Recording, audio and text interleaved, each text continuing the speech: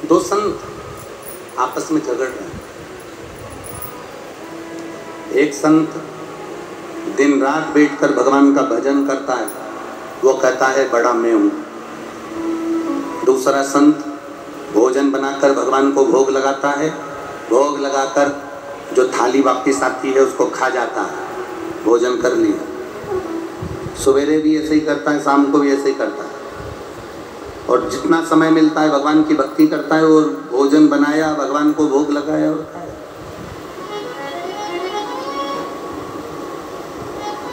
दो संत आपस में झगड़ रहे। तो एक दिन रात भगवान की भक्ति में लगा और एक भोजन बनाता, भगवान को भोग लगाता और खा लेता। अब जो भक्ति करने वाला है वो कह रहा है बड़ा मैं हूँ, जो भोजन करा रहा है भगवान को और खा रहा है वो कहता है बड़ा मैं हूँ। दोनों में झगड़ा हो गया, दोनों में लड़ाई हो गई। लड़ाई हुई तब उसी समय पर श्री देवऋषि नारद का आगमन हुआ।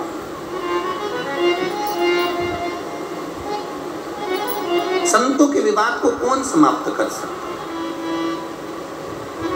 संतों के विवाद को कौन समाप्त करे? तो वो देवऋषि नारद आ गए, देवताओं के ऋषि देवऋषि। और देवऋषि नारद जी ने आकर पूछा क्या बात है, हुआ क्या? जो दिन रात भजन करने वाला है उसने कहा मैं बड़ा हूँ, और जो भोग लगाकर भोजन कर रहा है, जितना समय मिला भगवान की भक्ति कर रहा है, वो कह रहा है बड़ा मैं हूँ। दोनों को लड़ता हुआ देखकर देवऋषि नारद ने कहा इसका निर्णय मैं कल दूंगा। नारद जी जो तप साधना में लगा था, दिन रात भगवान की भक्ति में लगा था, नारद जी उसके पास में एक हीरे की अंगूठी छोड़कर चले गए। और नारद जी जो भगवान को भोग लगाता था और भोग लगाकर भोजन ग्रहण करता था, नारद जी भगवान के सिंहासन के पास जहाँ वो भोग रखता था उसके पास में एक अंगूठी रखकर चले गए। दोनों जगह पर हीरे की अंगूठी रखी है देवऋषि नारद, दोनों जगह।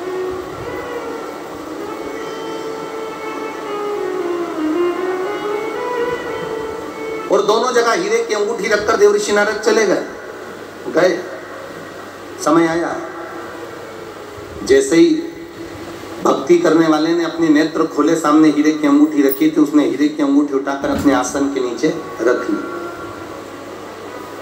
और भोग लगाने वाले ने भोजन तैयार करा, और भोजन तैयार करके भगवान को जब भोग लगाने गया तो उसको हीरे की अंगूठी पड़ी हुई दिखी। उस स्थान के पास में हीरे की अंगूठी पड़ी दिखी तो उसने उसको पड़ा रहने दिया, भगवान को भोग लगाया, भोग लगाकर थाली लाया, पेट भरकर खाया। उसके मन में आया मेरा महादेव बड़ी कृपा करने वाला है, जब सवेरे और शाम दोनों समय मेरे को भर पेट भोजन दे रहा है तो मैं इस हीरे की अंगूठी का करूंगा तो करूंगा क्या, पड़ी रहने दी। दूसरे दिन देवऋषि नारद आए और नारद जी ने जैसे ही आए तो दोनों संतों ने पूछा बड़ा कौन? नारद जी ने कहा दोनों खड़े हो जाओ। दोनों खड़े हो गए। जो भक्ति कर रहा था उसके आसन के नीचे से अंगूठी निकाल कर दिया, ये लो हीरे की अंगूठी तुम्हारे आसन के नीचे रखी थी। किसने रखी? तो कहता है महाराज यहाँ पड़ी हुई मिली थी, मैंने उठाकर अपने आसन के नीचे रख ली थी। भगवान देवऋषि नारद ने कहा एक अंगूठी तुमको मिली, तुमने आसन के नीचे रख ली, एक अंगूठी इसको मिली, भोजन की थाली के पास पड़ी रही पर इसने उठाई नहीं, और भगवान को भोग लगाया और आया और भोजन कर लिया। देवऋषि नारद कहते हैं अगर दिन रात आंखें बंद कर कर बैठे रहोगे, दिन रात नेत्र बंद कर कर बैठे रहोगे, भक्ति में लगे रहोगे, उसके बाद भी हीरे की अंगूठी में तुम्हारी आसक्ति थी जो तुमने आसन के नीचे रख ली, और इसने अपनी आसक्ति को भगवान की भक्ति में लगा दिया। भोग लगाता, खाता, जितनी देर समय मिलता भजन करता, अंगूठी को हाथ तक नहीं लगाया। अब तुम बताओ कि सही भक्त ये है कि तुम हो?